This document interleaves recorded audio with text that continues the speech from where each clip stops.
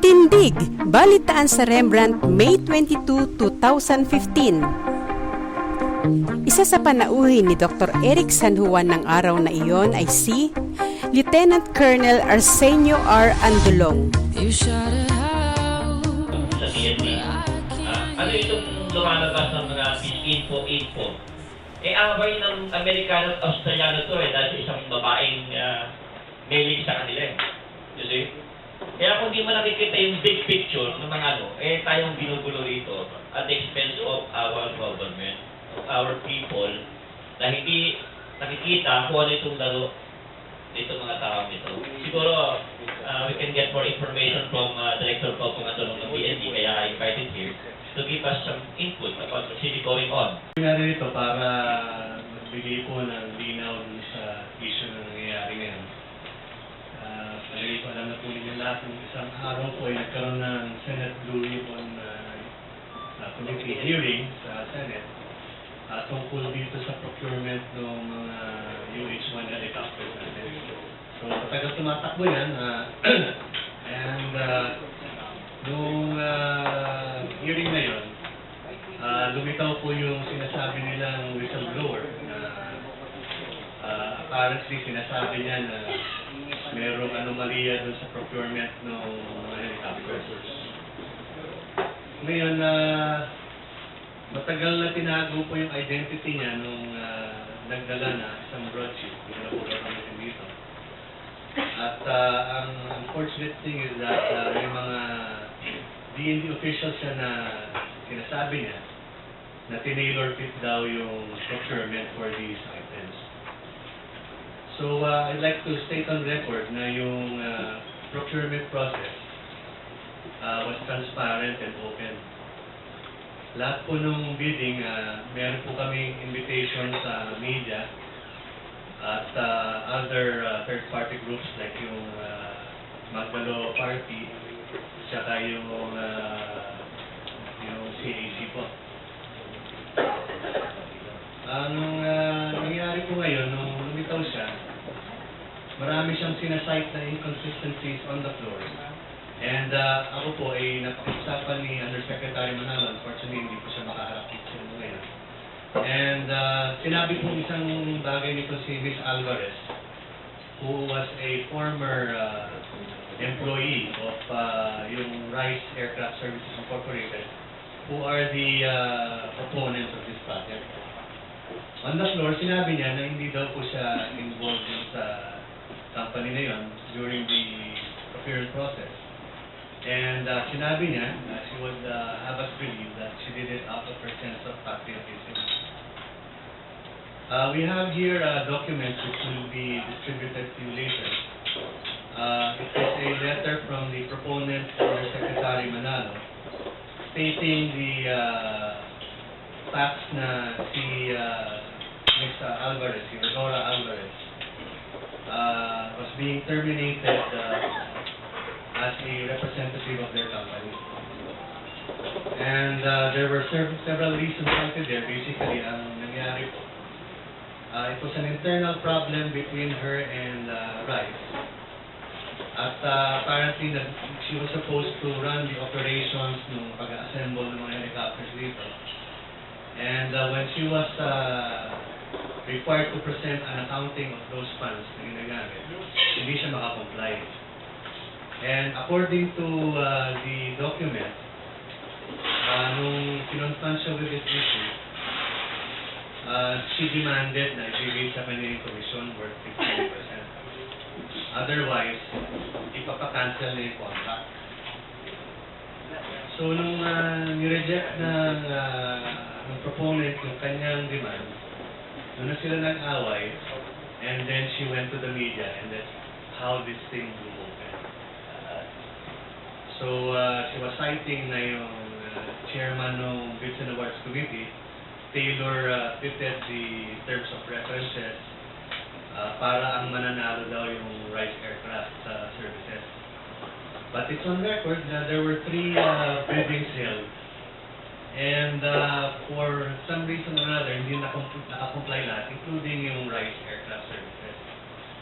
And that forced us to go into a negotiated bidding, which was not technically a negotiated bid kasi in-invite pa rin namin lahat ng ibang proponents kasi kailangan natin yung mga helicopter.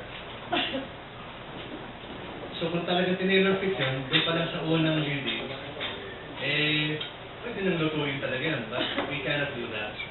Sinulat ng Secretary Smith said in a meeting that he called for na paraphrasing what he said, if any of you are involved in any shenanigans, I will personally skin you alive, sabi niya. So he was very firm on it.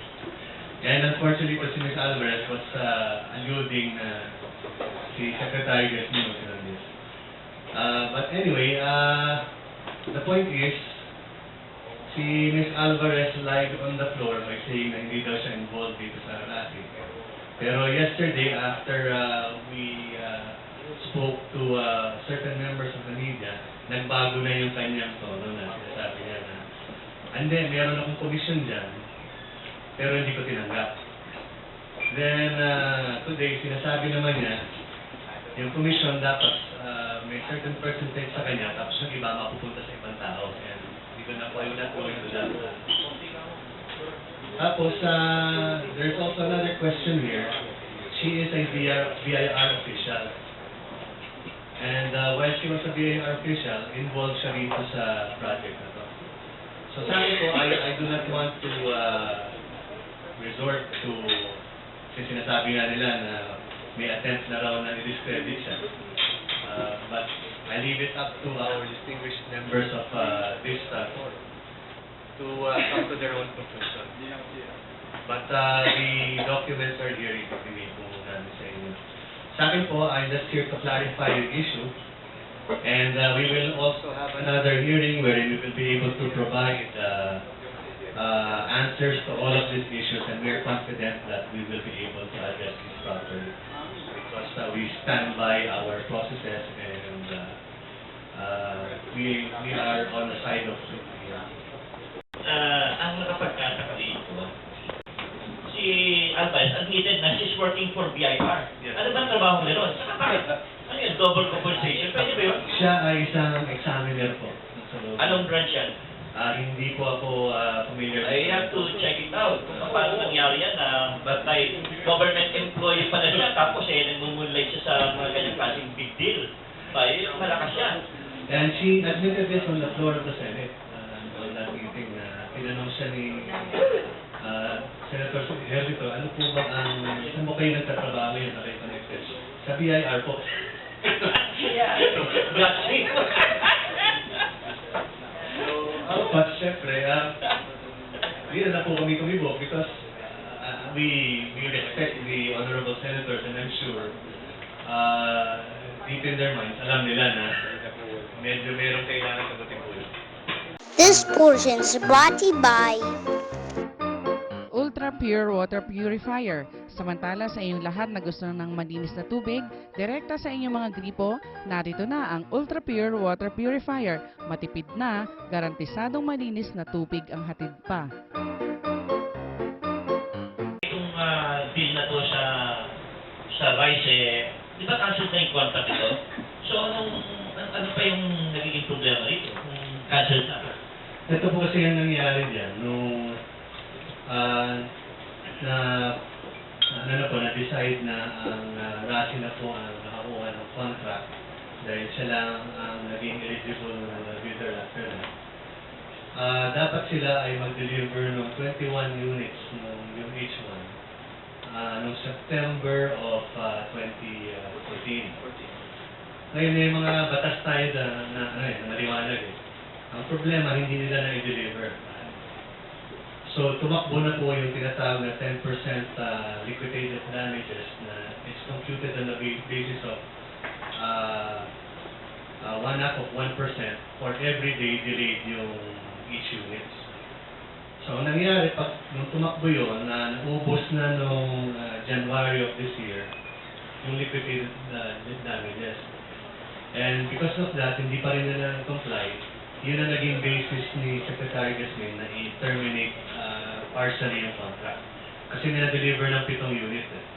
At yun din ang gusto ko i-clarify, iba ang delivery sa acceptance. Yung delivery, physically nandito, pero kailangan i-test, kailangan So wala acceptance yan, wala pa. yung ibang natitira, yung 13 units, wala pang acceptance. So officially, ito pa lang ang ating na-accept. So dahil doon, na-terminate yung contract. And that's the story of this na so talaga may anomalya, di bakit ito terminate ang contract? Siyempre, bibigay mo na rin. But because we are adhering strictly to law, kailangan i-terminate natin yun. What about yung mga lawsuits? Meron bang mga kaso bang pinay kayo o pinay yung right against you? O what? Ang nangyari, nung in-issue yung partial termination notice, they were given 7 days to reply. Basically, para sinasabi natin, give us a reason kung bakit hindi namin enforce to. Nung nag-file sila ng motion for reconsideration, dininay ng Department of National Defense.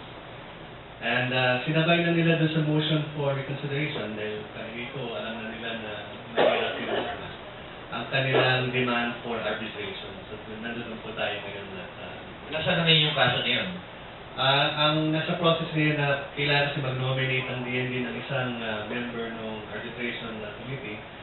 Sila mag-nominate ng isa din, tapos magkakaroon ng isang pinaka-arbiter. Dito ba gagawin yan o sa... Dito. Dito? Under Philippine law yung Philippine law. Okay. Juby, meron ko. Juby.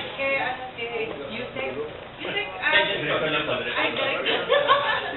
yan sa pagkakataon ng bang ito kung sakaling magkaroon tayo ng enkwentro laban sa ibang bansa, wala tayong chance na manalo or wala talaga? Wala po. mahirap po sumagot sa hypothetical question. Gana. Hindi po ako sumasagot doon sa mga ganyan. Okay. Pero, they just want to say So, po, materialis po ba ng DND wala tayo? at the moment po, pwede po natin sabihin na hindi pa natin naabot yung credible defense posture na gusto natin. So, nandun lang po ang aking sagot. Sige kaya. Ang problema kasi natin, dahil depensa ang pinag-uusapan, Opo. sa Department of National Defense tayo nakatingin. Ayun nga. Let us face it, versus even Malaysia, wala tayo ibubuga, China pa. Diba? Kaya nga nagpo-procure ang D.N.D. na mga equipment slowly. In fact, very behind na modernization. Sobra. Sobrang behind na. 30% ang pinangako dyan. Ito, issue to na nasa puso ng mga sundalo na ngayon. Nasa na? Where? Where the money? Huh? Show me the call. Wala. Ito ang sagot ko dyan. Hindi sila pwede maging solusyon because the government has failed to modernize our national defense. Just follow the instructions. Okay? Hindi tayo papayagan din ng Amerika to modernize. Hindi tayo nga tayo payagan na buksan yung Bataan nuclear plant eh. Para bumaba ang electricity. Maraming kulatibilya. Maraming mga puwersa pumipigil sa. Nasaan ang depekto? Ang depekto natin nasa Department of Foreign Affairs. Correct. Doon siya galing, alam niya. Nung mawala si Mark, nag-try to modernize our military. Ang nangyari, after that, pati ROTC natin tinanggal na. Now, it is the duty and obligation of every citizen to defend his country. But how can we do that? Na, ang proposal ko noong 1985, every Filipino should be trained. Just like in Israel, man or woman, we are supposed to be trained. I don't know if you can possibly consider this. My proposal is, instead of ROTC na ginagawa sa campus, huwag nandoon. After the first and second semester, in the ensuing summer, lahat ng tapos ng freshman college, automatic doon na sa kampo ng militar, and they have to get a real reserve training. I believe that every Filipino should be a reserve soldier. We really have to address that through the Congress. Alam mo itong mga Congress, hindi kasi sila operational lang ang DND. They're just following instructions from the Congress, Malacanang, di ba? So, ewan pala kung anong... Meron pong mga quarters who are proposing the return of ROTC as a mandatory part of the curriculum. And yung proposal nyo rin po yan, it's not the first time po na dinala po sa attention po namin. And thank you very much for that. Kasi meron mo yung concept na gustong i-suggest nila po sa Congress na meron pong parang summer camp na papasok po doon yung mga estudyante at mag-undergo po ng mandatory training. In fact, ang reserve force po natin nag-dwindle ng numbers dahil nung nawala yung ROTC, nawala po yung primary source ng ating mga reservists. Ako po, I'm a reservist po. Kaya kung bagitin dito, I'm a Lieutenant Colonel in the Army Reserve. Kasi I to believe that every Filipino should serve the country in whatever capacity they can. And nandun po sa batas natin yun. Na sa reservist natin, RA 77, it is the duty of every citizen to serve. And yun nga po, in time of war, lahat tayo required na gumanap. Hindi man po naka-uniforme, but in various functions. Yun lang po. This portion is brought to you by M.I.S.M.O Whitening Soap. Narito na sa gustong pumuti at gumanda. Ito ang kasagutan sa problema mo, kapatid. M.I.S.M.O Whitening Soap sa murang halaga, kutis artista ka na.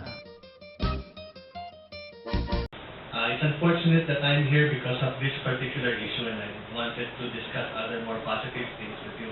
At suki po ako dito ni Eric at I'm comfortable speaking to all of you at wala po akong tinatago.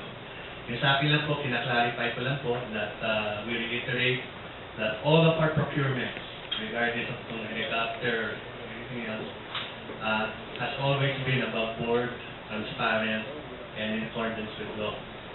And itong particular issue po nito, we're ready to address these and questions, clarify in the proper forum and at the proper time.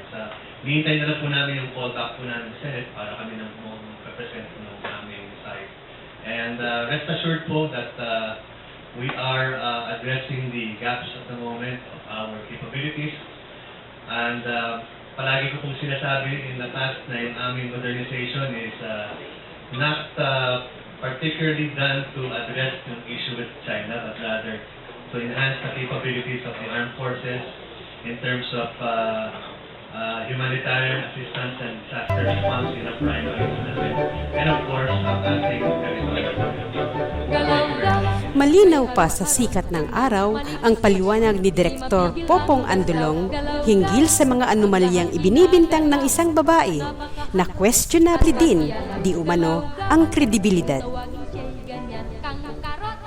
Dahil nakita na natin si Ado paglinawan sa isang eksena, itutuloy sa ikalawang bahagi ang kanyang analisis hinggil sa kasalukuyang kaganapan sa luntiang pulong ito.